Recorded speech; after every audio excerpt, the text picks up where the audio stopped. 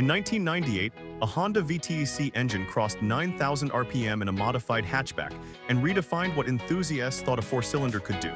That engine is not even on this list. What is on this list changed the entire trajectory of how cars are built, sold, and driven, not just for one generation of enthusiasts, but for every car that came after. We start with the engine that made everything else on this list possible. The Ford Model T's 2.9-liter four-cylinder produced just 20 horsepower. By any modern standard, it was underpowered, slow, and primitive. But what it did for the world was revolutionary. Before 1908, cars were hand-built luxury items for the wealthy. The Model T's engine, paired with the moving assembly line, turned the car into a commodity. The engine itself was designed for durability and simplicity. It ran on petrol, kerosene, or ethanol interchangeably.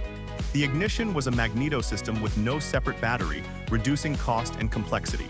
Ford's engineers made each component identical to the last, which meant a broken part in Nebraska could be replaced with one from Michigan without modification. Between 1908 and 1927, Ford built 15 million Model T engines. The raw material and manufacturing discipline those numbers demanded created supplier networks, machining standards, and factory practices that the entire automobile industry inherited. General Motors, Chrysler, every European and later Japanese manufacturer, they all built on the production logic that the Model T proved out. You cannot understand modern manufacturing without understanding this engine. Its significance is not what it did under the hood. It is what it did to the world. Every serious sports car conversation eventually arrives at the Porsche 911. The flat-six engine mounted behind the rear axle is the reason. When Porsche introduced the 901 in 1963, later renamed the 911 due to a naming dispute with Peugeot, the engine was a 1991cc air-cooled flat-six producing 130 horsepower.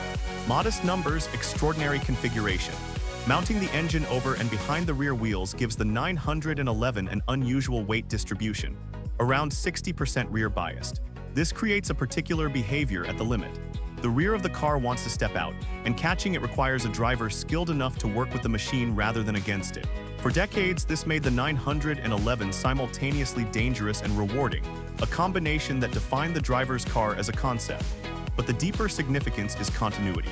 The engine has evolved continuously across 60 years, air-cooled to water-cooled, naturally aspirated to turbocharged, while the fundamental architecture and character have been maintained.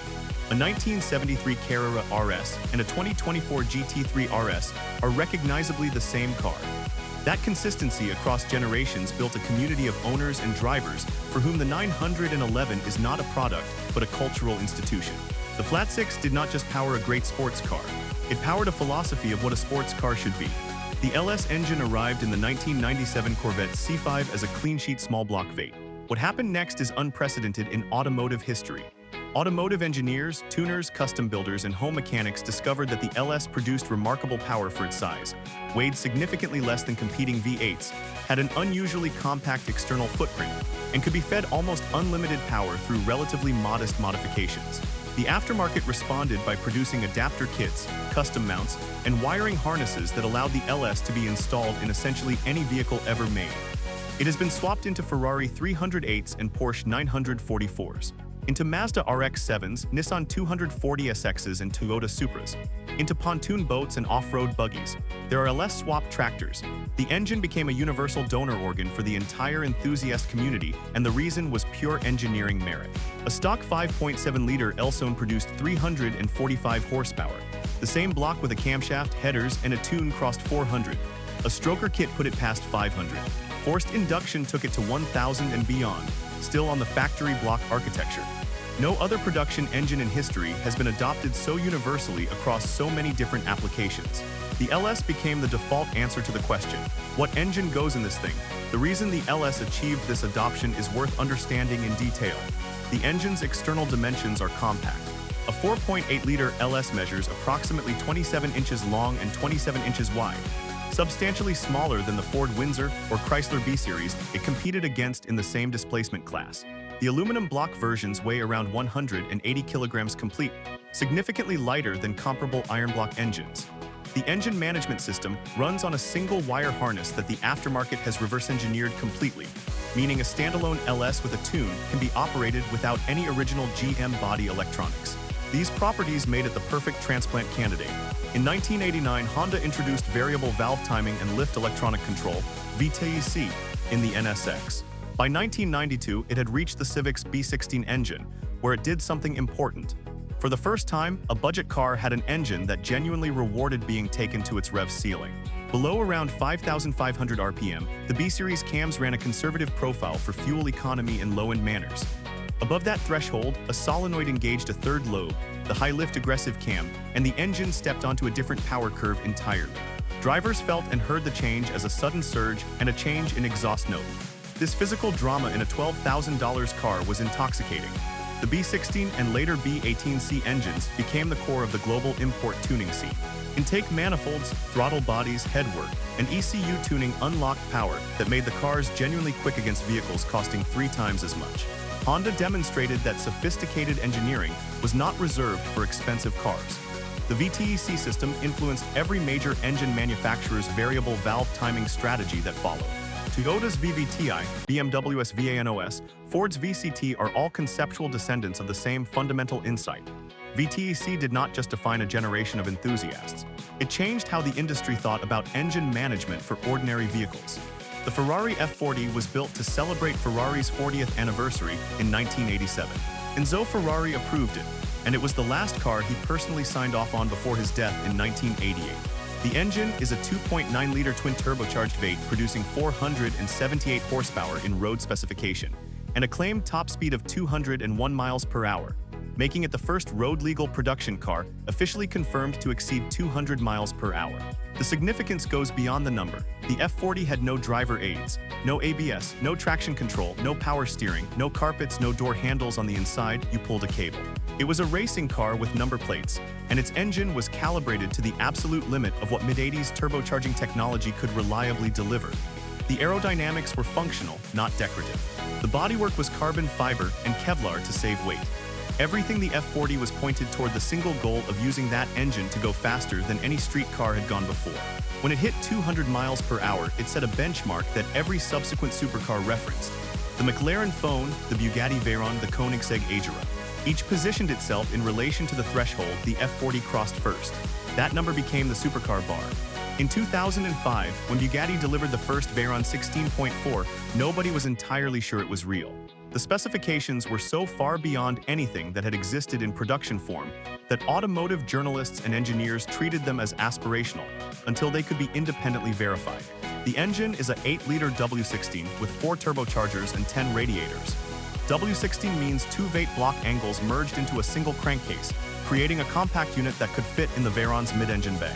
Power output 1,001 metric horsepower, enough to push the car to 407 kilometers per hour, 253 miles per hour, making it the fastest street-legal production car in the world for 6 years after launch. To manage the heat output, the Veyron needed 3 front radiators, 2 side-mounted radiators for the intercoolers, 1 engine oil radiator, 1 differential oil radiator, 1 transmission oil radiator, and 2 air conditioning condensers. At full throttle, the 4-wheel drive system managed approximately 1,475 Newton-meters of torque to the road. The tires were Michelin Pilot Sport Pax units developed specifically for the car, rated for 407 kilometers per hour, and costing $25,000 per set. The car cost 1.25 million euros, and Volkswagen Group reportedly lost money on every example sold. The W16 redefined what production meant. It proved that the highest performance engineering on Earth could be mass-produced, even if mass meant only 450 units. Number 1 is not a single engine. It is a technology. The electric motor, applied to performance cars through companies like Tesla, Rimac, and Porsche, is doing to the internal combustion engine what the internal combustion engine did to the horse. It is not coming. It has arrived. The Rimac Nevera produces 1,914 horsepower from 4 electric motors, 1 at each wheel. It accelerates from 0 to 100 kilometers per hour in 1.74 seconds, making it the fastest accelerating production car ever independently verified. The Porsche Taycan Turbo S laps the Nürburgring faster than many supercars with combustion engines. Tesla's Model S Plaid, a 4-door family car, runs the quarter-mile in under 9 seconds. The electric motor delivers maximum torque at 0 RPM. There is no rev range to find, no turbo lag to manage, no clutch to slip. Torque is always available in every gear in any condition. This changes the 100 years. Anti-lag strategies become irrelevant. Individual wheel torque vectoring, once achievable only through complex mechanical differentials, becomes a software parameter.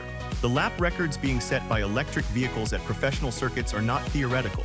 They are real times on real tracks against real stopwatches. The internal combustion engines on this list changed what cars could be, one generation at a time. The electric motor is changing all of it simultaneously. The significance of the electric motor in performance applications is not just acceleration. It is the erasure of the compromise that has defined the sports car since the beginning. Internal combustion engines produce power in a narrow rev band, require complex gearboxes to keep them in that band, and lose efficiency at low speeds and in traffic. Electric motors have one moving part, the rotor, and require no gearbox to deliver maximum performance. This simplicity reduces weight, reduces maintenance costs, and removes the mechanical noise that combustion engines produce. The experience of driving a high-performance electric car is completely different from any car preceding it. Not better in every way, but different in the ways that matter for performance. Acceleration, predictability, and control. 7 engines, 15 million Model T blocks. A 130 horsepower flat six that spawned 60 years of driver culture. An LS that got swapped into everything from Ferraris to farm equipment. A VTEC that turned affordable cars into objects of genuine desire. An F40 that crossed 200 miles per hour with no driver aids and no carpets. A W16 with 4 turbos and 10 radiators that cost Volkswagen money to sell. And an electric motor that is making the previous 6 look like chapters in a history that is closing. What the next chapter looks like nobody knows. But if the pattern holds, it will begin with a single engine that does something the previous ones could not. And in 50 years, someone will put it on a list.